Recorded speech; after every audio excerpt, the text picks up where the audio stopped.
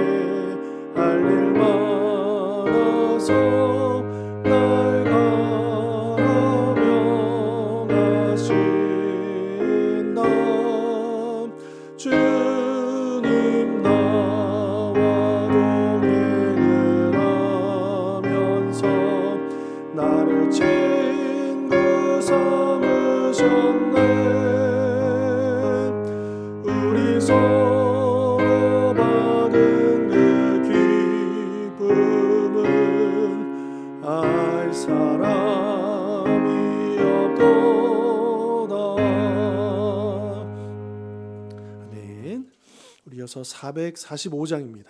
445장 태산을 넘어 험곡에 가도 계속해서 찬송하시겠습니다.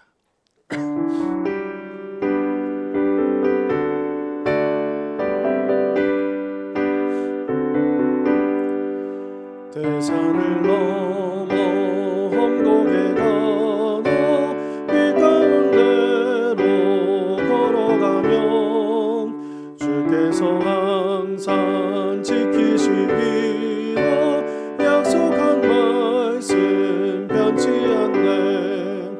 하늘의 영광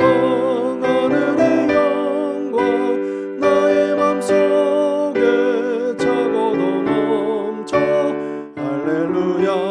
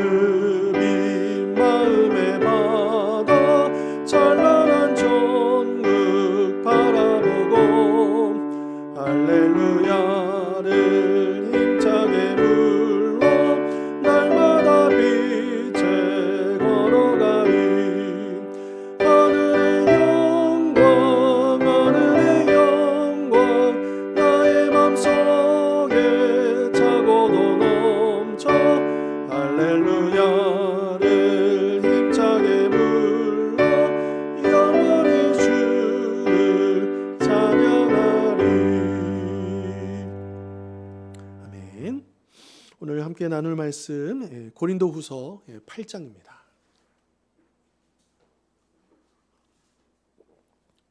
아까 나누었던 유인물은 이제 이따가 이제 중간에 보실 거고요. 지금 고린도후서 8장, 지금 아까 나눠드린 유인물은 이제 고린도후서 9장입니다. 8장 1절부터 15절까지 말씀.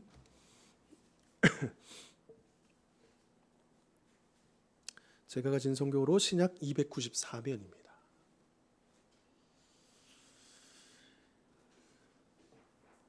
고린도후서 8장 1절로 15절까지 말씀 이제 한 절씩 교독하시겠습니다. 형제들아, 하나님께서 마게도냐 교회들에게 주신 은혜를 우리가 너희에게 알리노니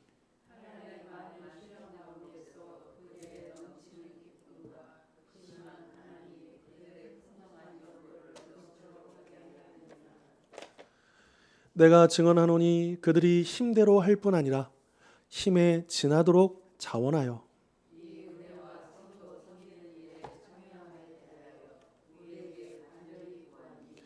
우리가 바라던 것뿐 아니라 그들이 먼저 자신을 주께 드리고 또 하나님의 뜻을 따라 우리에게 주었도다.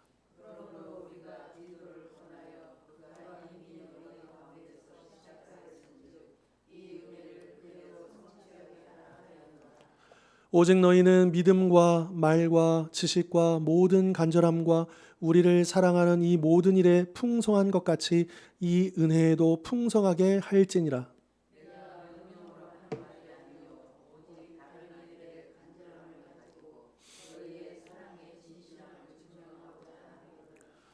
우리 주 예수 그리스도의 은혜를 너희가 알거니와 부요하신 이로서 너희를 위하여 가난하게 되심은 그의 가난함으로 말미암아 너희를 부요하게 하려 하심이라.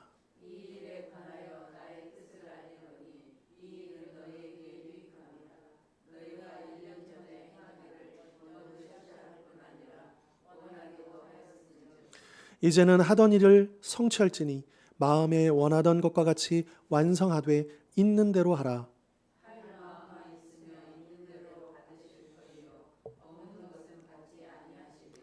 이는 다른 사람들은 평안하게 하고 너희는 곤고하게 하려는 것이 아니요 균등하게 하려 함이니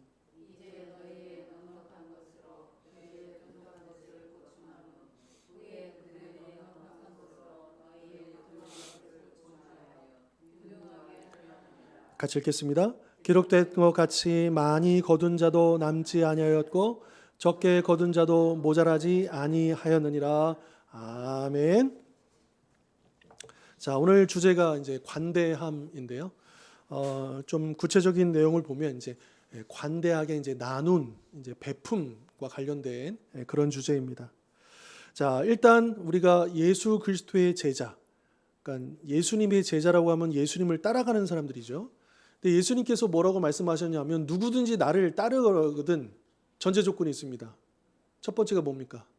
자기 자신을 부인하고 버리고 포기하고 자기의 권리를 내려놓고 그리고 자기 십자가를 지고 따라야 한다라고 우리 주님께서 분명히 말씀하셨죠. 자, 우리의 본능으로는 그렇게 할 수 없습니다. 그런데 그게 가능하도록 한 게 뭐냐면 예수 그리스도의 복음이라는 거죠. 복음이 우리 안에 들어왔을 때 우리의 본성으로는 절대로 그럴 수 없지만 그 복음의 능력으로 우리가 우리 자신을 부인하고 우리에게 지어진 각자의 십자가를 지고 우리 주님을 따를 수 있게 되었다라고 하는 것입니다. 자, 그래서 우리가 주님을 따른다, 또 주님의 제자가 된다, 그렇게 나를 부인하고 십자가를 지고 따른다. 결국 이게 뭐냐면 이게 계속 진행되면 진행될수록 누구를 닮아간다는 거예요? 예수님을 닮아간다는 거죠. 그러니까 우리가 신앙생활을 얼마나 잘했느냐 라고 하는 것은 어디에서 드러나냐 하면 몇 년 교회 다녔느냐 여기에 달려있는 게 아니고 성경을 몇 독 했느냐 여기에 달려있는 게 아니고 물론 그것 자체를 폄하하려는 게 아닙니다. 그러나 그런 양적인 어떤 평가에서 나오는 게 아니고 얼마나 그 삶 속에서 예수님의 그 모습이 드러나느냐 여기에 평가 기준이 우리 주님 앞에 있다라고 하는 것을 우리는 잊지 말아야 된다라고 하는 것입니다. 자, 우리가 예수님을 닮아간다라고 하는 의미 중에 하나는 또 뭐가 있냐면 예수님이 여러분 우리가 예수님은 이제 주님이라 그러잖아요. 주님을 다른 말로가 뭡니까? 주인이잖아요. 주인. 그러니까 우리가 이제 님자를 붙이니까 주님이라고 하지만 그 문자적인 의미가 뭐냐면 주라는 퀴리오스 주라는 거, 주인이라는 거예요. 내 삶의 주인이라는 거예요. 그러니까 더 이상 내가 예수님을 만나고 그분을 영접한 순간부터는 이제는 내가 주인이 아니고 예수님이 주인이시다. 그러면 예수님이 주인이시다고 한다면 여러분 내가 지금 가용할 수 있는 모든 것들이 누구 거라는 거예요? 그 주인이 누구라는 거예요? 예수님이라는 거잖아요. 그렇죠? 그러니까 예수님이 주인이 되셔서 내 삶을 온전히 주장하시도록 하는, 그러니까 이게 예수님을 믿자마자 100% 그렇게 되는 건 아니죠.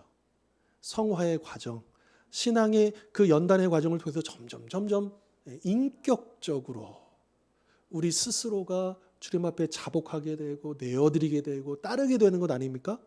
물론 이것도 믿음 안에서 성령께서 도와주셔야 가능한 일이고요. 아무튼 우리가 예수님이 주인이 되셔서 나의 것들 모든 거 다 주장하시고 주님 뜻대로 우리를 이끄시길 원하신다라고 하는 것은 분명한 주님의 뜻입니다. 자, 그렇다고 한다면 우리 안에 일종의 그거를 굳이 우상이라는 표현을 쓸 필요는 없지만 다 사람마다 아끼고 또 소중한 것들이 다 있다라고 하는 거예요. 그렇죠. 어떤 사람에게는 어떤 물건이, 또 어떤 분들에게는 어떤 사람이 그럴 수도 있고요. 어떤 사상이 그럴 수도 있고요. 어떤 명예가 그럴 수도 있고, 각자 모든 사람들에게는 일종의 다 우상이 우리 안에 잠재되어 있다라고 하는 거죠. 그리고 사단은 바로 그것을 부추기는 거죠. 그래서 그것이 어느 순간 예수님보다 더 앞서도록, 그리고 예수님이 내가 주인이시지만 이 영역만큼은, 요것만큼은 절대 허락할 수 없는 그 부분들, 사실 이게 깨져야 온전히 우리가 100% 주님 앞에 드릴 수 있는 건데요. 그런데 예수님께서 자기를 부인하고 자기 십자가를 지고라고 하는 이 말 속에는 이 부분이 있는 겁니다. 우리가 부인할 게 뭐냐? 바로 그 우상이요. 그게 사람이 됐건 뭐 물질이 됐건 뭐가 됐건 간에 우리가 소중하게 여기는 그것들을 온전히 부인하고 내려놓을 때에야 비로소 우리가 전적으로 주님을 따를 수 있고, 그리고 주님의 뜻대로 다른 사람들을 섬기고, 또 오늘 주제대로 그들에게 우리에게 주신 은혜들을 흘려보낼 수 있다, 나눌 수 있다라고 하는 그런 이제 내용인 것이죠. 자, 하나님의 은혜가 우리에게 임합니다. 하나님의 은혜는 영적인 것도 있고 물질적인 것도 있을 겁니다. 아무튼 하나님이 우리에게 주신 모든 거예요. 그런데 하나님의 그 은혜가 우리 안에 딱 들어와서 여기에 딱 머무는 게 아니고 어떤 역사를 일으킵니다. 그래서 뭘 이제 들어왔으니까 나오는 게 있어야 되잖아요. 인 했으니까 아웃이 있죠. 은혜가 딱 들어오면 그 은혜가 나를 거쳐가지고 또 다른 은혜로 나가게 돼 있다라고 하는. 하나님이 우리에게 베푸셨던 것처럼 우리도 하나님처럼 우리 주님을 닮아서 또 베풀게 돼 있다라고 하는 거죠. 이게 바로 은혜의 순환이고 아주 자연스러운 모습이다라고 하는 거죠. 그럼에도 불구하고 어떤 사람들은 하나님께 받은 모든 것들을, 그게 물질이건 건강이건 시간이건 뭐든 간에 그것을 그냥 쌓아놓기만 한다면 그런 은혜를 모르는 사람이다라고 하는, 은혜를 경험한 사람이 아니다, 받은 게 은혜인 줄을 모르는 그런 사람이다라고 우리가 말할 수 있다라고 하는 것입니다. 자, 우리가 방금 읽었던 8장 1절로 15절의 배경은 이거예요. 사도 바울이 고린도 교회에 편지를 보내고 있는 거죠. 근데 여기 이제 디도라는 사람이 등장합니다. 근데 이 디도가 지금 이 고린도 교회는 지금 이제 그리스 그 오늘날의 지도로 보면 그 북부 지역이 마게도냐 지역이고 남부 지역이 아가야 지역입니다. 고린도 교회는 남부 지역 아가야에 속한 도시고요. 여기 나와 있는 이제 마게도냐라는 이제 1절에 보면 마게도냐 교회들이라고 하잖아요. 마게도냐 교회들의 받은 그 은혜를 이제 먼저 쭉 얘기하는데, 이 그리스 북부 지역에는 마게도냐 지역에는 수많은 여러 교회들이 있었을 것 아니겠습니까? 그런데 이 마게도냐 지역은요, 사도행전을 쭉 봐도 굉장히 핍박과 어려움이 많았던 곳입니다. 상대적으로 이 아가야 지역보다, 물론 고린도에서도 사도 바울이 굉장히 고난을 많이 당하지만, 근데 이 마게도냐 지역에서는 굉장히, 이 마게도냐로 어떻게 넘어갔냐 하면 원래는 이 아시아 지역에서 2차 선교 여행을 하려고 했었었는데 자꾸 성령이 가는 길들을 막으시고 서쪽으로 해서 이 아시아 지역의 맨 서쪽인 항구 도시 드로아까지 인도하시고, 그 드로아에서 사도 바울로 하여금 마게도냐 환상을 보게 하신 다음에, 아, 이것이 우리를 마게도냐 선교로 인도하시는 주님의 뜻이구나. 이 사도 바울이 그 팀들과 같이 결정을 하고 배를 타고 넘어가죠. 거기가 마게도냐 지역입니다. 그 첫 성이 어디였느냐? 빌립보였고요. 그리고 데살로니가라든지 또 그 부근에 있는 여러 도시들, 거기서 이제 복음을 전하는데 극심한 핍박이 있었습니다. 그러니까 그 마게도냐 성도들이요, 굉장히 어려웠겠죠. 그렇지 않습니까? 영적으로도 어렵고 또 그 교회 자체가 경제적으로 굉장히 어려웠다라고 하는 겁니다. 그런데 놀랍게도 이 마게도냐에 있는 교회들이 저 예루살렘 교회, 그 유대인 교회가 너무너무 힘들다라는 소식을 듣고, 야, 우리가 좀 도와야 되겠다. 즉 이제 연보라고 하는 개념이 여기서 나오는 거죠. 야, 우리가 뭐 넉넉해서가 아니고, 우리가 막 남아돌아서가 아니고, 야, 우리가 그래도 저 예루살렘 교회로부터 복음을 받았는데, 그렇잖아요. 예. 그런데 우리도 그러면 저 교회가 어렵다고 하니, 아, 우리가 뭔가를 좀 도와야 되겠다 해서 그 모금이 이루어집니다. 근데 여기에 도전을 받아서 고린도 교회에서도 그런 게 있었다라고 하는 거예요. 근데 이제 고린도 교회는 이 사도 바울하고 좀 관계가 좀 불편해진 면이 있었습니다. 왜냐하면 고린도 교회 안에 사도 바울을 대적하는 대적자들이 있었거든요. 그러면서 사도 바울의 사도성을 의심한다든지 여러 가지 분열도 일어나고, 누구파 고린도 전서의 초반에 보면 나오잖아요. 나는 개바파야, 나는 누구파야, 막 이렇게 나오잖아요. 그러니까 그러다 보니까 이 모금 계획이 마게도냐 지역은 잘 진행이 됐는데 이 고린도 교회에서는 이게 잘 진행이 안 된 겁니다. 그래서 지금 이 8장에서 바로 그 이야기를 꺼내는 거예요. 지금 더뎌지고 있는 이 고린도 후서에서는 그 전서에서 나왔었던 좀 문제들이 좀 해결이 됐어요. 그 해결이 된 상태에서 사실은 우리가 성경으로 남아있는 고린도 전서, 고린도 후서가 이렇게 있잖아요. 근데 고린도 전서와 후서를 쭉 읽어보면 최소한 전서와 후서 외에도 두 편의 편지가 더 갔을 것으로 짐작이 됩니다. 이 글 속에 나와요. 그래서 고린도 전서 전에 한 번 더 편지가 갔고, 그리고 고린도 전서 후서 사이에 또 한 번에 눈물의 편지라고 하는 또 편지가 갔고, 근데 이런 과정들 속에서 고린도 전서 교회에 좀 문제들이 해결이 됐던 것 같습니다. 그러면서 이제 이 고린도 후서 마지막 편지에서 드디어 이제 그 좀 멈췄었던 이 예루살렘 교회를 향한 이 연보에 관해서 이야기를 꺼내는데, 여기에 이제 이 디도가 이제 관여를 했고, 이 디도를 통해서 좀 다시 한번 좀 격려를 하는, 동기부여를 하는 그런 내용이 우리가 바로 읽었던 이런 부분이다라고 하는 것이죠. 자, 마게도냐 1절에 하나님께서 마게도냐 교회들에게 은혜를 주셨다 그랬어요. 근데 현실적으로 보면요, 물론 이제 구원의 은혜도 주셨고 여러 가지 풍성한 그 영적인 부유함을 주셨죠. 그러나 사실은 마게도냐는 육적으로, 물질적으로 굉장히 어려웠거든요. 마게도냐 교회들이요. 그런데 그걸 은혜라고 표현하고 있고요. 그리고 2절 보십시오. 환난의 많은 시련 가운데서 극심한 가난이 역설적에도 풍성한 연보를 넘치도록 하겠다라고 하는 거예요.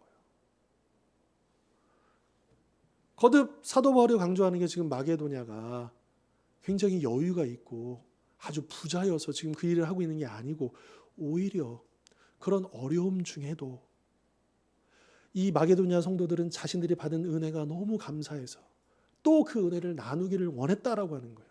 그 이야기를 해주고 있다라고 하는 거죠. 여러분 4절 보시면요, 이 은혜와 성도 섬기는 일에 참여함에 대하여 우리에게 간절히 구하니. 자, 여러분 보십시오.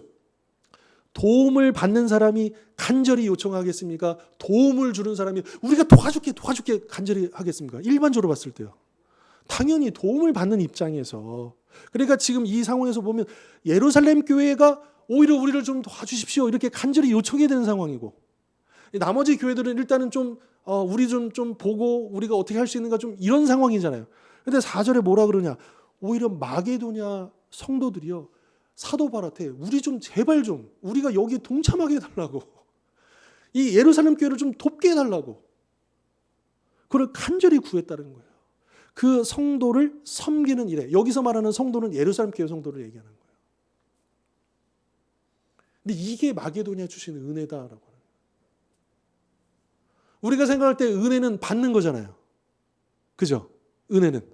근데 사도 바울은 뭐라고 하느냐? 나누는 게 은혜다. 나눌 수 있다라고 하는 게 은혜다라는 거예요. 베풀 수 있다라는 게 은혜다라는 거예요. 물론 이것도 이제 설명하지만 우리가 베풀 수 있는 것도 뭐냐? 하나님께서 주셨기 때문에. 주신 게 있으니까 우리가 나눌 수 있는 건 아니겠습니까? 하나님은 뭐 많이 나눠라 이거를 원하시는 게 아니라 우리가 가지고 있는 그것. 그러니까 사람마다 주관적일 수밖에 없겠지만 그러나 기본적으로 우리가 이게 은혜야.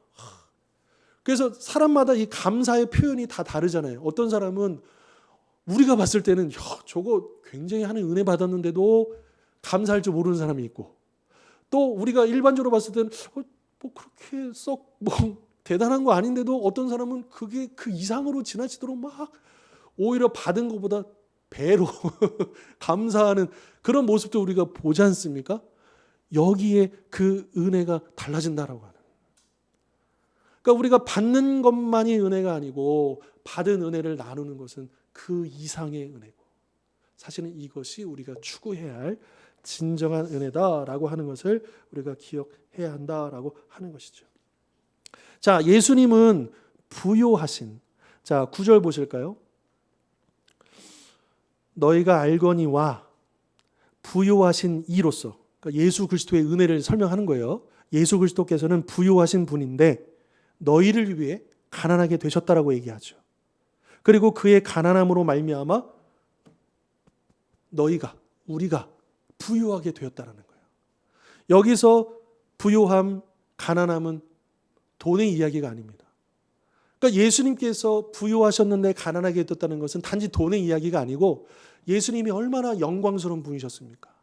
하나님의 본체시고 하나님과 동등하신 분이시고 그분의 독생자이신 그 영광의 자리를 버리고 죄인된 인간의 몸을 입고 이 땅에 오셨잖아요. 완전히 바닥으로 내려오셨잖아요. 그러니까 이게 바로 부유하신 주님께서 가난하게 되셨다라는 의미예요. 그런데 그렇게 주님께서 우리를 위해서 가난해지셨기 때문에, 낮은 자리에 오셨기 때문에 우리가 어떻게 되었느냐?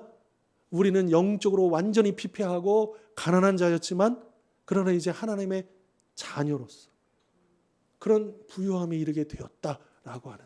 그러니까 예수님이 먼저 우리에게 그 은혜를 베푸셨기 때문에 우리가 지금 이렇게 되었다라고 하는 것을 사도 바울이 강조를 하고 있는 거죠.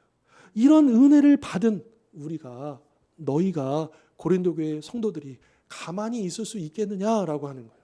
어떻게 해야 되겠느냐라고 하는 거예요. 그러니까 사도 바울이 굉장히 동기부여의 정말 달인입니다. 성경적인 근거도 다 갖다 대고, 그리고 정말 사도 바울 자체가 그 은혜로 산 사람 아닙니까? 나의 나된 것은 오직 하나님의 은혜다. 그 누구보다도 일평생, 예수님 만난 이후로 일평생을 오로지 복음을 위해서 살다가 죽은 사도 바울인데 내가 한 것은 없습니다. 다 복음 때문이었습니다. 내가 받은 은혜 때문에, 하나님이 나로 하여금 그렇게 살 수 있도록 은혜를 베풀어 주셨기 때문에 제가 그렇습니다라고 고백한 사람이 사도 바울이잖아요. 누구보다도 이 말을 할 수 있는 사람이죠. 그러면서 이 고린도 교회에 동기부여를 하고 있는 겁니다. 그러니까 이런 은혜를 경험한 사람은요, 다른 사람들은 이해할 수 없어요. 왜 저렇게 사나? 그냥 자기라도 한 번 더 챙기지. 왜 저렇게 사나? 왜 나누기만 하고 자기 것은 챙기지 않고 참 바보 같다라는 그런 세상의 관점을 본다면, 인간의 눈으로 본다면, 혹시 그 장기려 박사님 아시죠? 바보 의사 장기려 박사님. 그 누구보다도 그 당대의 지식인이고 얼마든지 그 지위를 이용해서 얼마나 다 평안하고 그런 여유 있는 삶을 사실 수 있는 분이었잖아요. 그분이 마음만 먹었으면 얼마든지요, 높은 지위에 뭐 여러 가지 것도 다. 근데 그분은 돌아가실 때까지도 그 병원 옥상에 단칸방에 그 북에 남겨놓고 있는 그 가족들을 생각하면서, 그리고 돌아가신 날이 크리스마스 날이에요. 참 상징적인 날에 돌아가신 평생. 그분이 사실은 우리나라 그 건강보험의 전신인 그 청십자보험 그거를 만드신 분이잖아요. 나라도 못할 일을 그분이 그걸 해내신 분이거든요. 그분의 신앙은 굳이 설명할 필요가 없는 거죠. 그분의 삶을 보면 그러니까 그분은 그냥 예수님이에요. 그렇지 않습니까? 그러니까 그분이 이 자기가 그 성장 과정 속에서 또 이제 피난하는 과정 속에서 자기 목숨을 모든 것들이 다 받은 그 은혜를 평생도록 그렇게 나누시고 그렇게 살다가 우리에게 참 큰 영향을 주신, 선한 영향력을 끼쳐주신 참 귀한 분이시죠. 그 어떤 뭐 선교사, 뭐 어떤 목사 그 이상으로 우리에게 정말 이 복음이 무엇인가를 직접 보여주신 참 귀한 분이라고 저는 믿습니다. 그리고 우리도 이제 그렇게 그만큼은 아닐지라도 우리가 그렇게 함께 또 살기를 노력해야 될 것 같고요. 자, 바울은 어떻게 그럴 수 있었을까? 바울은요, 이 하늘의 보화를 정말 맛본 사람이에요. 하늘의 보화를 맛보니까 이 땅의 보화는 별 흥미가 없는 거예요. 이 땅의 보화를 쌓아봤자 가져갈 수도 없고, 그렇지 않습니까? 그런데 사도 바울은 진짜 보화를 보았기 때문에, 그것을 바라보면서 살았기 때문에. 근데 이것을 우리에게 적용할 필요가 있다는 거죠. 왜 아직도 여전히 내가 포기하지 못한 부분? 그러니까 그거는 역설적으로 뭐냐? 물론 인간의 연약함일 수도 있고 여러 가지 이유가 있을 수 있겠지만 그만큼 우리가 아직 정말 진하게 경험하지 못했다라고 하는 그런 이유일 수도 있겠다라고 하는, 우리가 정말로 하나님의 은혜를 진짜로 진하게 경험하지 못했기 때문에 여전히 이 땅의 것에 연연하고 있지 않은가를 우리에게 물어볼 필요가 있겠다라고 하는 것이죠. 여러분, 복음의 이 은혜는, 복음의 능력은 우리에게 미칩니다. 우리에게 영향을 끼칩니다. 그러나 그것은 우리에게 멈추지 않습니다. 우리를 통해서 또 다른 사람에게까지 가야 하는 것 아니겠습니까? 그렇죠? 그게 복음의 목적인 것이고요. 그러니까 우리에게서 끝나지 아니하고 다른 사람에게 가야 그것이 복음이 확장되는 것이고 은혜가 확장되는 것이다 라고 하는 것이죠. 마게도냐의 그 성도들이 비록 가난하고 고난 가운데 있었지만 그들은 자신들의 어려움 중에도 그 소유를 그 궁핍한 예루살렘 교회의 성도들과 함께 나누기를 원했다라고 하는 것이죠. 왜냐하면요, 그들 안에 이 은혜가 흘러 넘치고 있었기 때문입니다. 이게 중요한 거죠. 왜 우리가 이렇게 인색하지? 왜 이렇게 우리가 자꾸 뭐라가 위축되고 자꾸 나만 생각하고, 왜냐하면 은혜가 말라버렸기 때문이다. 은혜가 흘러 넘치는 사람은 자연스럽게 너그럽게 될 수밖에 없고 또 나눌 수밖에 없고 펼칠 수밖에 없다라고 하는 겁니다. 여러분, 그 부자들이 더 인색하다 그러잖아요. 많이 가진 사람들이 오히려 우리가 생각할 때, 야, 그 정도면, 야, 그렇게 야, 나 같았으면, 야, 진짜 뭐 그럴 거라고 하잖아요. 근데 정말 물론 이제 돈이 많다고 해서 무조건 다 우리가 폄하해서는 안 됩니다. 이제 일반론적으로 얘기하는 거예요.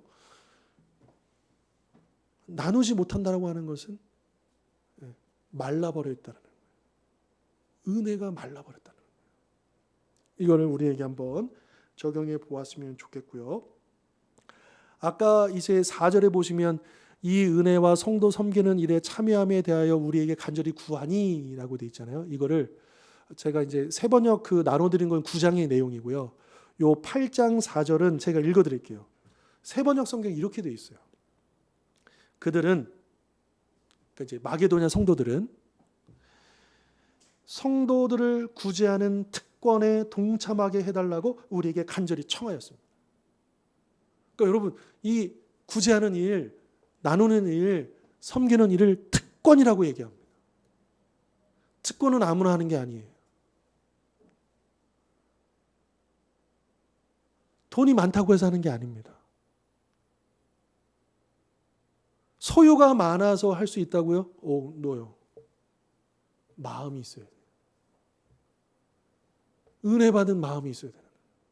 그 은혜의 감동으로 내가 베풀고 나누고자 하는 마음이 있어야 된다고 하는. 근데 마게도냐 성도들이 그러했다라고 하는. 그렇기 때문에 그들은 어려움 중에도 자신의 것들을 내어서 이 예루살렘 교회의 성도들을 섬기는 그 특권에 우리도 동참하게 해주십시오. 사도 바울에게 요청을 했다라고 하는 것입니다. 여러분, 우리가 나눌 수 있다는 것, 그것이 특권인 줄 믿습니다. 특권이에요. 공동번역은 특전이라고도 했어요. 특전, 특권, 특전.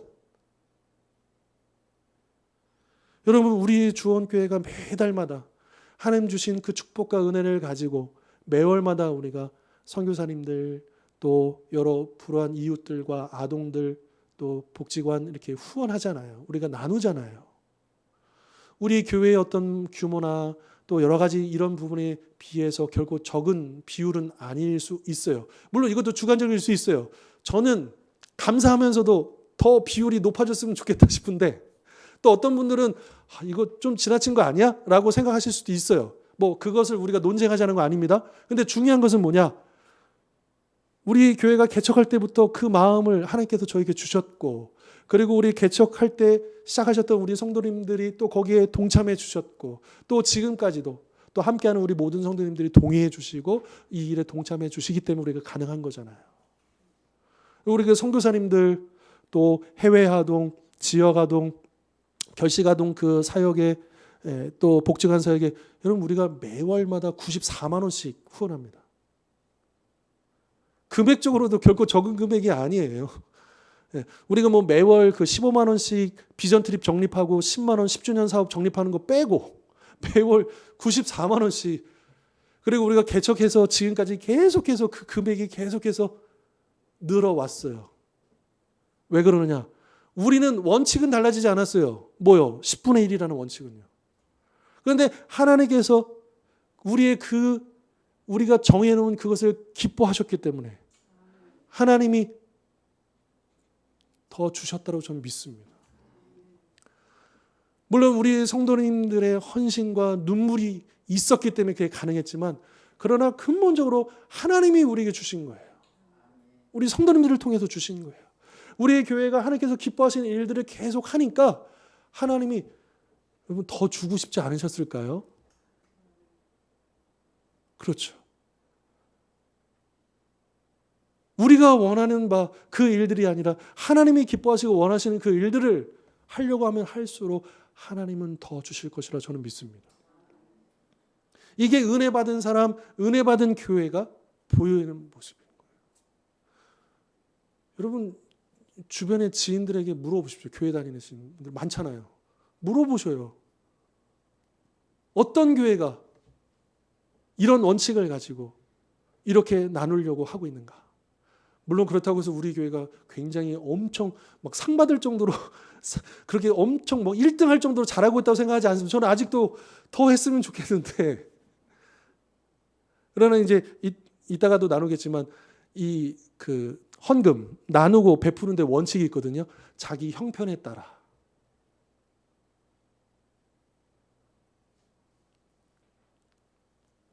제가 청년부 때 이제 이게 그 연 이렇게 딱 넘어가면 이제 헌금 봉투 바꾸잖아요. 그러면 꼭 한번 그 이제 언급을 해요. 이제 우리 새로운 봉투 바꾸니까 우리 이제 새로 작정해가지고 올 1년 동안 뭐 11조나 감성금이나 목적 헌금은 이제 각각의 상황에 맞게 하면 되는 거예요. 이건 제가 노터치고요. 근데 이제 주정 헌금이라고 하잖아요. 1년 동안 내가 올 한 해 내 수입에 잘 맞춰가지고, 그러면 1년 동안 요 헌금을 그때 그냥 생각나는 대로 그냥 주머니에서 꺼내서 하는 게 아니고 정해가지고, 정해서 하나님 이 정한 헌금을 할 수 있도록 은혜 베풀어 주시고, 또 그게 믿음의 고백이죠. 헌금은 믿음의 고백이거든요. 근데 이제 어떤 청년들은 자기 수입에 상관없이 너무 은혜 받아가지고 너무 큰 금액을 적어놔가지고 제가 따로 불러가지고 야, 너 너무 너 너무 많은 액수 적은 거 아니야? 너 용돈, 너 저기 형편 뻔히 아는데. 물론 그것도 그 친구의 이제 믿음이었겠지만, 여러분, 믿음의 고백인 거예요. 신앙 고백인 거예요. 개인도 그렇고 교회도 그렇고요. 그 헌금을 어디에 쓰고 있느냐, 그게 그 사람의 믿음의 고백, 신앙 고백이에요. 그 교회의 신앙 고백이에요. 되게 중요하죠. 교회에서는 헌금을 많이 내십시오. 뭐 요즘은 옛날만큼은 아닌 것 같아요. 그래도 정말 막 아직도 어느 교회는 그 헌금 이름이 너무 많아요. 막 무슨 헌금 너무 많고, 그리고 은근히 그걸 강조하고.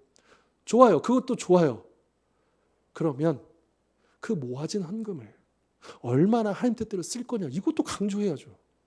이것도 가르쳐야죠. 그렇지 않습니까? 뭐 11조가 뭐 성경적으로 맞네, 뭐 구약에는 맞지만 신약에는 안 맞네, 뭐 별다른 뭐 논쟁들이 다 있어요. 각설하고요. 그러면 그 모아진 11조를 어디다 쓸 거냐, 이게 더 중요한 게 아닐까요?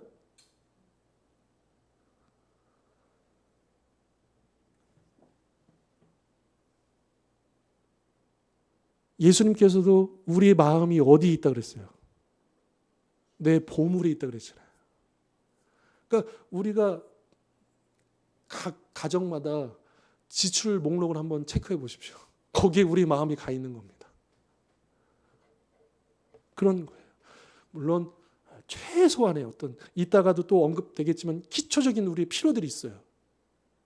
그것들을 우리가 무시하거나 또 그것을 우리가 생각하지 아니하고 하는 것도 주님께서 기뻐하시지 않을 일이지만, 그러나 그 이상으로 우리가 좀 체크해 볼 필요가 있겠다라고 하는 것이고, 아무튼 마게도냐 성도들은 특권인 줄 알고 내가 이 특권을 누리게 해달라고 했고, 그리고 기쁜 마음으로 이 일들을 했다라고 하는 것이 굉장히 중요하다라고 하는 것이죠.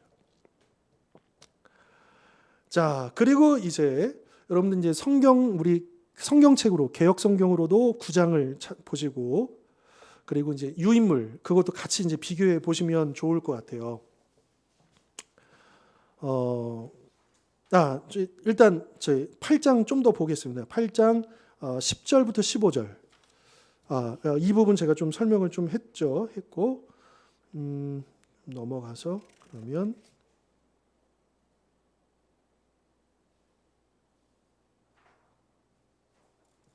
요겁니다. 자, 우리가 아까 제가 그런 말씀 드렸습니다. 우리가 나눌 수 있었다는 것은 기본적으로 하나님께서 우리에게 주셨다는 거잖아요. 그러면서 사도 바울이 뭐라고 하냐, 우리로 하여금 넉넉히 주셨다라고 얘기해요. 그런데 객관적으로 마게도냐에게 과연 물질을 넉넉히 주셨을까? 라고 하는 의문이 들어요. 객관적으로 보면요. 그래도 굉장히 어려웠거든요. 근데 어떻게 그것을 넉넉하다는 표현을 사도 바울이 쓸 수 있었을까? 그러면 사도 바울이 쓴 넉넉하다는 의미가 뭘까라고 하는 거예요.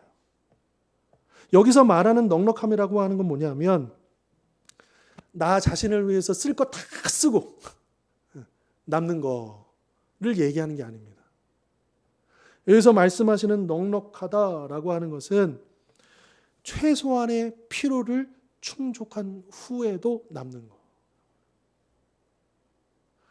그 중국 선교의 아버지라고 부르는 허스튼 테일러라고 하는 선교사님 계십니다. 굉장히 유명한 선교사예요.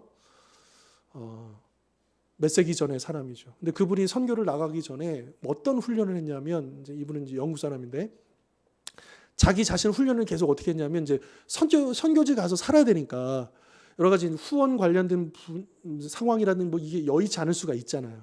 그러니까 뭘 훈련했냐면, 이 허스튼 테일러 선교사가, 제가 그분 전기를 읽었을 때 그게 참 눈에 들어왔었는데, 이제 기간을 정해놓고 조금씩 자기가 이제 쓰는 그거를 줄였대요. 내가 얼마까지 줄여서 내가 최소한으로 내가 할 수 있는 범위가 어디까지인가.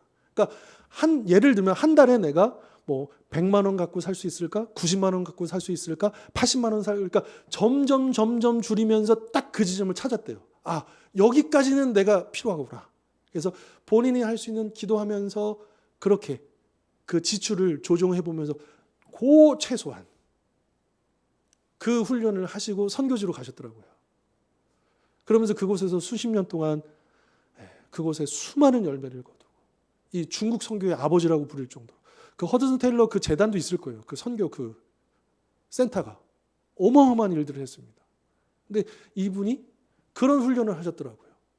그 외의 것들은 다 뭐예요? 자기가 쓸 수 있는 최소한의 것들을 남겨두고 어떻게 합니까? 나머지는 다 나누는 거예요. 그곳에 있는 그 현지에 있는 사람들을 먹이고 입히고.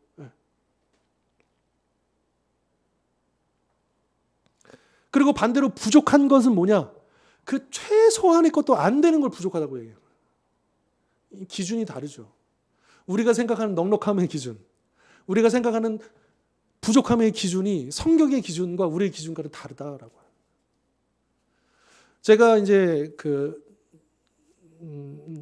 제대하고 와가지고 그 선교단체에서 그 사역을 하는데 이제 그 사랑방이라는 사역이 있어요. 자취방인데 이제 그 믿음의 형제들 같이 모여서 거기서 생활도 하고 또 신앙 훈련도 받고 그렇게 하는 굉장히 중요한 사역인데 제가 이제 캠퍼스 대표이기도 했고 그 사랑방 사역을 이제 여러 가지 어려움 중에도 그걸 시작하게 됐어요. 근데 이제 그 한 대여섯 명 형제들이 같이 모여서 사랑방을 하는데 이제 월세는 이제 n분의 1로 내는 거죠. 그러면 이제 n분의 1 월세 내고 또 저도 생각을 해봤어요. 그러면 이 한 달 동안에 내가 그 당시에 이제 98년도 제대하자마자 이제 그 학교 가가지고 그 생활을 시작하는데 얼마가 내가 최소한으로 필요할까? 그 당시 기준으로 적어도 한 15만 원에서 20만 원은 필요하겠더라고요. 한 달 동안 내가 월세 내고 그 왔다 갔다 또 그 학교에서 또 밥 사 먹고 기본적으로 생활하는 거 있잖아요. 학교 생활하는데. 그래서 하나님 저 이 사랑방 이 사역을 하려면 저에게 요 정도 금액이 필요한데요. 하나님 채워주십시오. 도와주십시오. 그때 이제 부모님한테 도움을 받을 수 없는 상황이었고 여러 가지 면에서 힘든 그렇다고 제가 이제 아르바이트는 했어요. 아르바이트. 그 설거지 아르바이트를 했거든요. 매일매일 학교 가가지고. 근데 했는데 좀 이제 결론적으로 말씀드리면 제가 그 당시에 제가 20만 원이 필요했다고 기도했던 것 같아요. 하나님 20만 원을 채워주십시오. 그러면 제가 최소한 큰 문제 없이 제가 아무튼 뭐 이 사역하는데 전혀 문제가 없이 이 정도는 좀 최소한은 필요할 것 같습니다. 그렇게 기도했는데 결과적으로 하나님께서 조금 달마다 틀렸지만 한 2배씩 채워주셨어요. 한 40만 원씩. 그러니까 저는 어떻게 할 수 있었느냐. 20만 원은 내가 최소한으로 필요한 거니까 그거는 딱 이렇게 해놓고 그리고 나머지 20만 원 가지고 뭐 할게요 제가.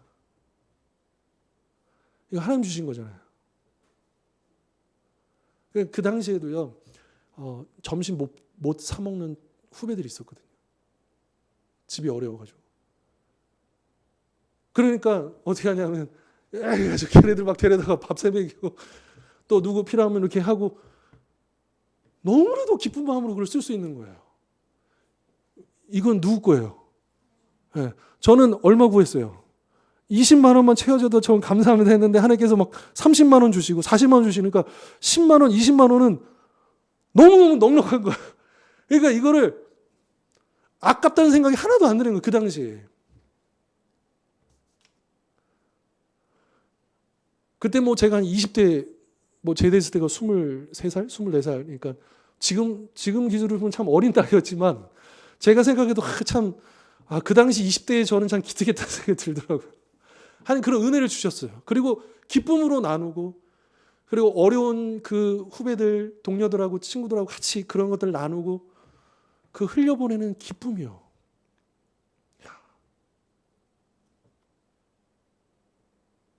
너무너무 감사하고 그게 보여요. 그랬잖아요. 그 학생들 밥 못 먹으면 자존심도 있고 말 못 하잖아요. 근데 이제 대충 사정 알잖아요. 같이 생활하니까. 그렇다고 해서 그 친구 좀 뭐라 그럴까 좀 불편하지 않게 자연스럽게 이렇게 해가지고 밥값도 내주고 또 이렇게 같이 이렇게 섞어가지고 할 수 있도록 이렇게 하면 그 친구 표정을 볼 수 있잖아요. 네. 하나님이 이렇게 일하시는 거구나. 제가 무슨 부자였습니까? 제가 뭐 특별히 뭐 엄청난 월급을 받는 뭐 직장인이었습니까? 아니잖아요. 내가 할 수 있는 아르바이트를 하고, 그리고 또 이렇게 하면서 또 모아진 나에게 들어온 그 수입 중에 최선의 것들을 남겨놓고 나머지 것들을 주님을 위해서 사용할 때 그 기쁨이요. 이루 말할 수가 없습니다. 그거를 지금까지도 잃어버리지 않기 위해서 제 나름대로는 또 그렇게 실천하고 있는데, 우리 성도님들도 그런 기쁨들을 누려보셨으면 좋겠어요. 일반 사람들이 생각하는 그런 막 여유가 막 있어가지고 넉넉해가지고 그게 아니고, 여러분 한번 점검해 보십시오. 하나님 앞에서 허드슨 테일러가 했던 것처럼 나에게 최소한의 것들이 뭐냐? 우리는 정말 넉넉하게 하나님께 은혜를 받았다는 것을 깨닫게 되실 거예요. 그 영국 19세기 영국 선교사님인데 여성분인데요. 인도에서 평생을 선교하신 분이에요. 이분이 뭐라고 했냐면, 사랑 없이도 언제나 나눌 수 있지만, 그렇죠. 이 세상에 이 나누는 사람들 많이 있습니다. 그런데 나눔 없이는 절대로 사랑할 수 없습니다. 뭐 의무감에 나누고 뭐 자기 사회적 지위가 있으니까 나누고 뭐 이런 거 가능하지만, 그러나 나눔이 없이는 절대로 사랑할 수 없다라고 하는 얘기를 했고요. 그리고 18세기에 이분 굉장히 교회 역사에 되게 중요한 분이에요. 조나단 에드워드라고는 굉장히 중요한 대각성 운동의 선구자였고, 이 목사님이 뭐라고 했냐면, 그리스도께서는 우리 경건을 다른 사람에게 나타내라고 말씀하십니다. 그러니까 이 경건함을 다른 사람에게 나타내라, 드러내라 말씀하십니다. 경건은 마치 영혼 속에 빛나는 등불과도 같습니다. 그리스도께서는 이 등불이 우리 안에서만 빛나는 것이 아니라 다른 사람 앞에서도 빛을 발해야 한다고 말씀하십니다. 그런데 어떻게 그럴 수 있습니까? 우리 선행을 통해서, 그 나눔을 통해서 빛을 밝힐 수가 있다라고 하는 것이죠. 자, 그러면 여러분, 우리가 나누고 베풀고 흘려보낸다는 것은 뭐 이의가 없으시잖아요. 그죠? 그러면 또 어떻게 나눠야 될까? 이것도 중요하지 않겠습니까? 방법, 어떻게 우리가 섬기고 어떻게 나눠야 될 것인가? 자, 바로 그 말씀이 이제 제가 유인물로 나눠드린 그 고린도 후서 9장입니다. 9장 6절로 15절. 그 개역 성경하고 그 세번역 성경 비교해 보실 거예요. 먼저 한 절 한 절을 보십시다. 6절 개역 성경. 이것이 곧 적게 심는 자는 적게 거두고 많이 심는 자는 많이 거둔다 하는 말이로다. 세번역 성경은 뭐라고 되어 있죠? 요점은 이러합니다. 적게 심는 사람은 적게 거두고 많이 심는 사람은 많이 거둡니다. 뭐 큰 차이는 없어 보여요. 이제 그 번역 성경을 비교할 때는 이렇게 대동소이한 의미들도 많습니다. 번역도. 그런데 이제 좀 제가 왜 이 세번역 성경을 좀 유인물로 나누려냐면, 저 개인적으로도 요 개역 성경으로 읽을 때 이게 확 직관적으로 와닿지가 않는 거예요. 그래서 이제 제가 조금 더 세번역을 같이 좀 보자고 해서 제가 나누려는 건데, 7절. 각각 그 마음에 정한 대로 할 것이요 인색함으로나 억지로 하지 말지니 하나님은 즐겨내는 자를 사랑하시느니라. 세번역은 어떻게 됐습니까? 각자 마음에 정한 대로 해야 하고 아까워하면서 내거나 마지못해서 하는 일은 없어야 합니다. 하나님께서는 기쁜 마음으로 내는 사람을 사랑하십니다. 자, 그 다음 8절 개역성경. 하나님이 능히 모든 은혜를 너희에게 넘치게 하시나니 이는 너희로 모든 일에 항상 모든 것이 넉넉하여 모든 착한 일을 넘치게 하게 하려 하심이라. 좀 의미가 뭔지는 대충 알겠는데, 자, 8절 세번역 볼까요? 한번 읽어봅시다. 시작.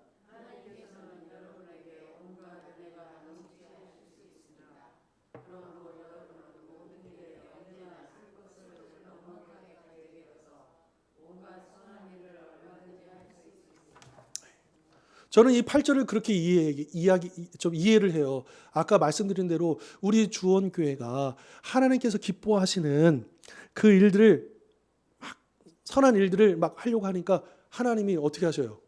더 주신다는 거예요. 그 일이 가능하도록.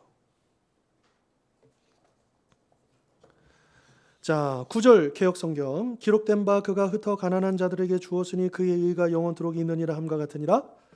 예, 새 번역 성경은 이것은 성경에 기록한 바 그가 가난한 사람들에게 아낌없이 뿌려 주셨으니 그의 의가 영원히 있다 한 것과 같습니다. 자, 10절 개역 성경. 왔다 갔다 좀 그러시죠? 심는 자에게 씨와 먹을 양식을 주시는 이가 너희 심을 것을 주사 풍성하게 하시고 너희의 의의 열매를 더하게 하시리니. 새 번역으로 와서요. 심는 사람에게 심을 씨와 먹을 양식을 공급하여 주시는 하나님께서 여러분에게도 씨를 마련하여 주시고 그것을 여러 갑절로 늘려주시고 여러분의 의의 열매를 증가시켜 주실 것입니다. 여러분 이걸 다 하시는 분이 누구라는 거예요? 하나님이에요. 주신 분도 나누게 하신 분도 다 하나님이 하시는 거예요. 우리가 하는 거 아니에요. 그냥 우리는 통로예요. 하나님이 하시는 그 일에 쓰임받는 특권을 받은 사람이에요. 여러분 우리가 거기에 동참하지 않으면 하나님은 일을 못 하실까요? 얼마든지 하셔요. 다른 사람을 통해서.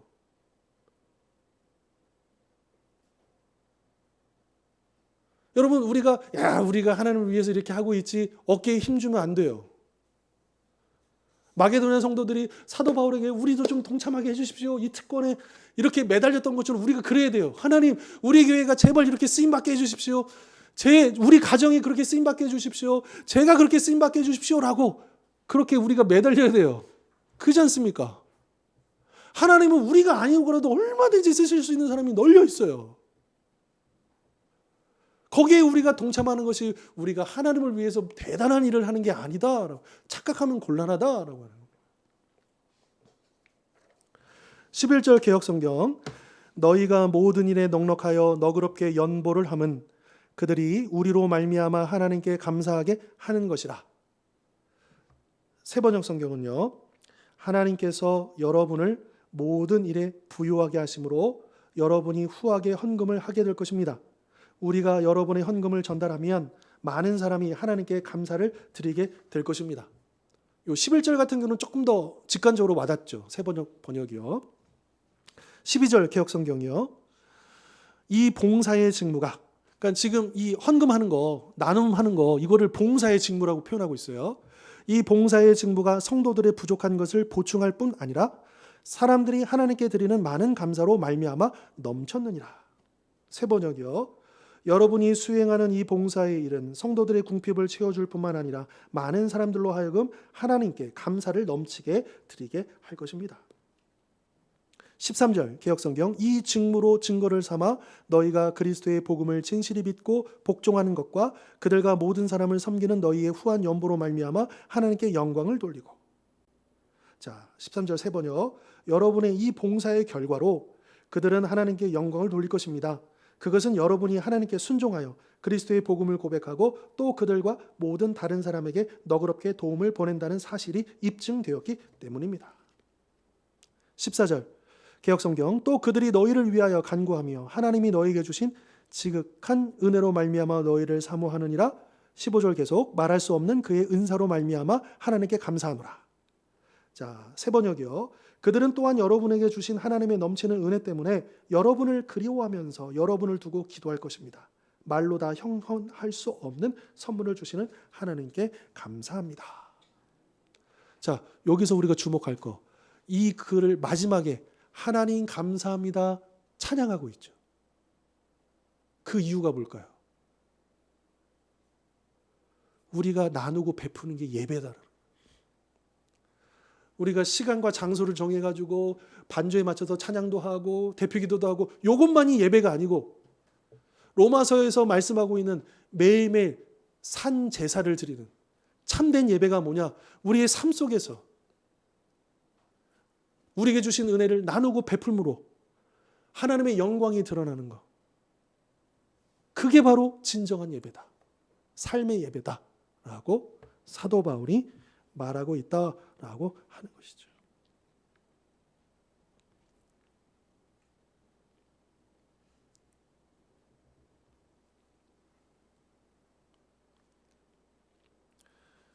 사도 바울은 고린도 교회에 도전하고 있어요. 하나님 앞에 그렇게 쓰임받고 내어드리면 절대 손을 보지 않는다. 왜? 하나님이 채워주시니까. 부족함이 없이 채워주니까. 그런데 여기서 우리가 기억할 사실이 있습니다. 뭐냐? 우리의 모든 필요를 채워주시겠다고 했습니다. 필요를요. 이 필요에 대한 개념 정리가 필요해요. 이 필요는요, 우리가 원하는 것은 다 채워주시겠다가 아닙니다. 이해되십니까? 내가 바라는 거, 우리가 원하는 거. 그러니까 우리가 주님께서 기뻐하시는 일을 하면 이제 내가 원하는 거 이제 다 얻는 거야 라고 하는 게 아니고 우리의 필요를 채워주시겠다라는 거예요. 우리의 온갖 우리가 원하는 모든 소원을 들어주시겠다는 게 아니고 우리에게 부족함이 없는 그 기초적인 모든 것들을 채워주시겠다라고 하는 그런 의미에서 필요를 채워주신다라고 하는 것이죠. 그러니까 우리의 필요와 우리가 원하는 바를 혼동하면 안 돼요. 우리는 자꾸만 하나님 이게 필요해요라고 하지만 하나님 보실 때는 이게 우리에게 안 필요한 것일 수도 있는 거거든요. 왜? 우리가 기도하는 게 뭔지도 잘 몰라요. 우리가 무엇을 구하는지도 몰라요. 그렇게 어린아이 같은 존재예요. 인정하십니까? 하나님 아버지 앞에서는 우리가 그런 존재예요. 그러니까 하나님의 그 말씀을 들어야 돼요. 하나님 저 이거 필요해요, 저거 필요해요. 기도하지 말라가 아니고 기도하다 보면 깨닫게 되는 거죠. 알게 되는 거죠. 아, 그렇구나. 그래서 하나님의 응답을 통해서 알 수 있어요. 하나님은 진짜 나에게 꼭 필요한 것은 반드시 주십니다. 그런데 아닌 거는요. 안 주실 때도 많아요. 그렇다고 해서 꼭 안 주신다는 의미는 아닙니다. 생각해 보십시오. 하나님은 우리 필요 이상을 늘 채워주시는 분 아닙니까? 넘치로 채워주시는 분 아닙니까?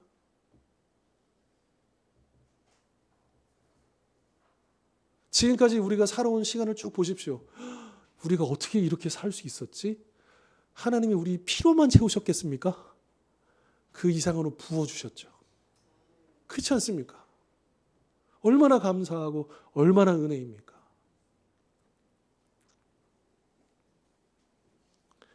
복음을 경험해보지 못한 사람들은 이런 희생적인 나눔, 베품 이거를 이해하지 못합니다. 세상의 논리와 질서는 뭐예요? 우선 내 거부터 챙기고 내 거를 챙기고 나서 이제 남으면 좀 여유가 있으면 그때 해. 이게 세상의 논리 아니에요.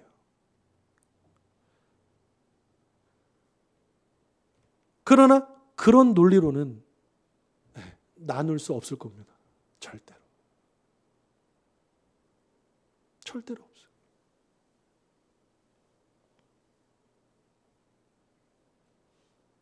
제가 굉장히 마음 아팠던 게 뭐냐면 제가 처음 사랑교회를 개척하고 그 운영위원들하고 마찰이 있었던 게 뭐냐면 저는 교회에 빚이 있더라도 비율을 정해가지고 지금부터 이 어려울 때부터 하나님 기뻐하시는 일을 해야 된다. 근데 그들은 아니야. 뭐가 문제냐? 빚부터 갚아야 된다는 거예요. 근데 제가 그때 예언과 같은 얘기를 했습니다. 뭐라고 했느냐 그들한테.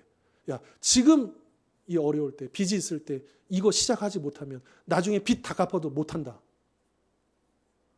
어려울 때 그 나눌 수 있는 마음이 있어야 나중에 더 넉넉해져도 더 나눌 수 있는 것이지. 지금 이거 아까워하고 이거 나누지 못하는 마음 넉넉해져도 절대로 못 나눈다. 못 흘려보낸다.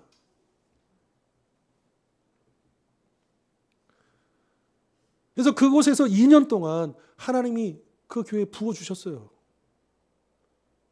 어린아이까지 포함해서 약 30명 모여가지고 시작해가지고 2년 동안에 거의 제적인원은 90명 넘어갔습니다.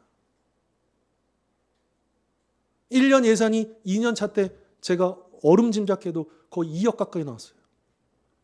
1년 차 때도 1억 가까이 나왔어요. 2년 동안 3억 가까이 부어주셨어요.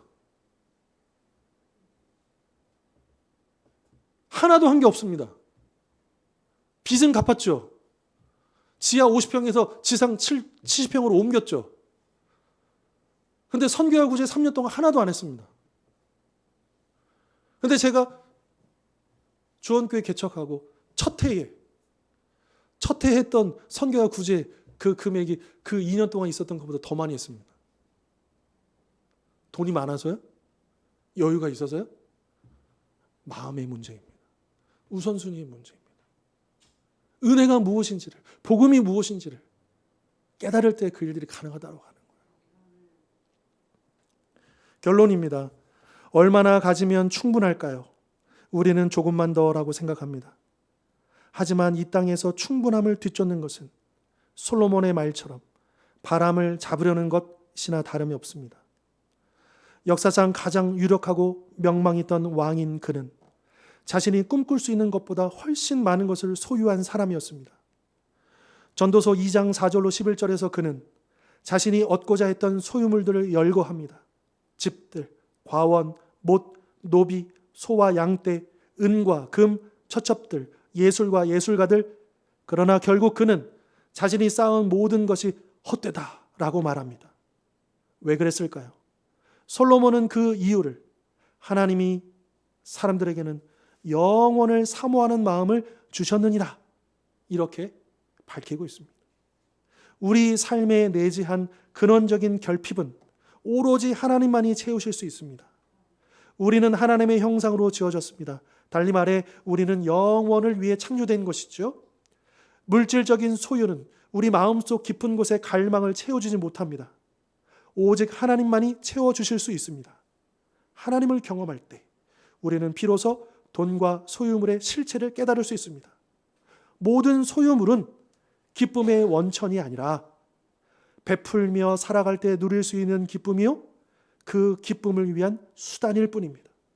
기쁨은 움켜짐이 아닌 나눔에서 찾을 수 있습니다. 우리 성도님들 개인도 그렇고 우리 가정도 그렇고 우리 교회도 그렇고 오늘 주신 이 말씀이 온전히 적용되어서 관대한 마음으로, 너그러운 마음으로 그렇게 나누고 베풀고 섬기는 그런 특권에 동참하게 해달라는 그런 간절한 마음을 가지실 수 있기를 바랍니다. 특별히 우리 주원교회가 앞으로도 많은 일들을 해야 되겠지만 그러나 지속적으로 우리가 포기하지 말고 해야 할 일은 저는 이 선교와 구제의 사역에 있다라고 믿습니다. 이 오병의 사역을 하나님께서 기뻐하시고 또 기름 부어 주실 거로 좀 믿습니다. 우리 축복의 그 셈이 그 사역에 있다고 저는 믿습니다. 그래서 우리 성도님들 더 많이 기도해 주시고 우리 교회가 하나님이 기뻐하시는 대로 계속 갈 수 있도록, 하나님 원하시는 곳으로 계속 그것을 넓혀갈 수 있도록, 하나님 은혜가 흘러가야 넓어지는 거잖아요. 그죠? 네.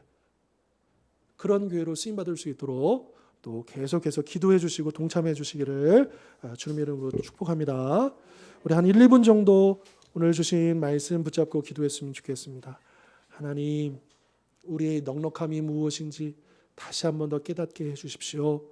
정말 우리에게는 마음이 없어서 그 은혜가 메말라서 우리가 인색해 버렸고 그 자리에 머무르는 것은 아닌지를 돌아봅니다. 주님, 우리의 마음을 새롭게 하여 주십시오. 그 은혜로 충만케 하여 주십시오.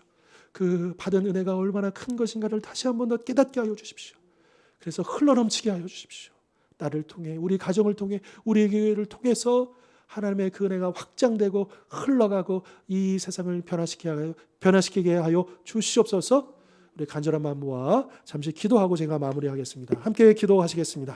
거룩하신 하나님 아버지, 오늘도 주신 말씀을 붙잡고 기도할 때에 하나님이 우리에게 베풀어 주신 은혜를 받은 세월 얼마나 감사하고 우리에게 주신 그 은혜를 이제 주의 뜻대로 흘려보내고 그것이 우리 주님께서 원하시는 마음인 것을 우리는 다 알고 있습니다. 그럼에도 불구하고 우리가 그 일에 적극적이지 못하고 또 그 일에 우리의 마음을 성장하지 못하는 것은 어느 순간 내 안에 그 은혜에서 막혀버리기 때문에 그 은혜가 메말라버린 것은 아닌가를 두려움으로 돌아보고 아버지 하나님, 우리의 마음을 새롭게 하여 주옵소서. 주의 은혜에 사로잡히게 하여 주옵소서. 주여, 우리를 통하여 원하시는 바를 이루어 주옵소서. 아버지, 우리는 그 은혜에 동참하기를 원합니다. 쓰임받기를 원합니다. 우리를 사용하여 주십시오. 저를 사용하여 주십시오. 우리 가정을 사용하여 주십시오. 우리 교회를 사용하여 주십시오. 아버지, 그 놀라운 그 생명을 사용하여 아버지 하나님의 나라를 확장하는 거예요. 주의 은혜가 확장되는 그 일에 이렇게 쓰임받을 수 있는 주시옵소서. 우리의 주원대가 계속해서 이 귀한 이 생명을 나누는 복음을 나누는 일, 은혜를 나누는 일들을 감당하게 하여 주옵시고 이것을 통하여 하나님의 영광이 드러나게 하여 주옵시고 우리의 주님 더 큰 은혜로 우리가 더 많은 귀한 그 기쁘신 일을 감당해라. 그 은혜의 축복을 놓치지 않는 우리의 주님께 될 수 있도록 인도하여 주시옵소서. 주님 함께하여 주시옵소서. 역사하여 주시옵소서. 인도하여 주시옵소서. 오직 우리에게 기름 부어 주시옵소서.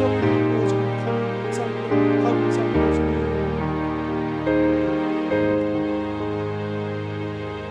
하나님, 오늘도 주신 말씀을 감사하며 우리가 예수님의 제자로 주님을 따르기 위해서는 자기를 부인하고 자기 십자가를 지어야 한다라고 말씀하셨습니다. 우리가 부인해야 할 것이 무엇입니까? 우리가 내려놓아야 할 것이 무엇입니까? 우리가 움켜쥐고 있는 것이 무엇입니까? 우리가 받은 은혜를 생각해 볼 때, 그 받은 복을 세어볼 때, 아버지, 우리에게 나누고자 하는, 베풀고자 하는, 주님을 닮아고자 하는 그 마음을 허락하여 주옵소서. 메말라버린 이 심령 위에 하나님의 은혜의 강물을 쏟아부어 주셔서 다시 회복되게 하시고 넘쳐 흐르게 하여 주시옵소서. 그렇게 쓰임받는 우리 모든 성도님들, 우리 가정들, 우리 주원교회 될 수 있도록 축복하여 주시옵소서. 예수 그리스도의 이름으로 기도하옵나이다. 아멘. 이제는 우리 주 예수 그리스도의 십자가의 은혜와 하나님 아버지의 영원하신 사랑과 보혜사 성령님의 하나 되게 하심의 역사가 이 시간 주신 말씀처럼 받은 그 은혜를 가지고 오직 하나님의 은혜가 나를 통하여 우리를 통하여 흘러가기를 간절히 사모하고 그 은혜를 나누는 특권에 동참하기를 날마다 간구하며 쓰임받기를 소원하는 우리 모든 하나님의 백성들 머리 위에 영원토록 함께하옵시기를 간절히 축원하옵나이다. 아멘.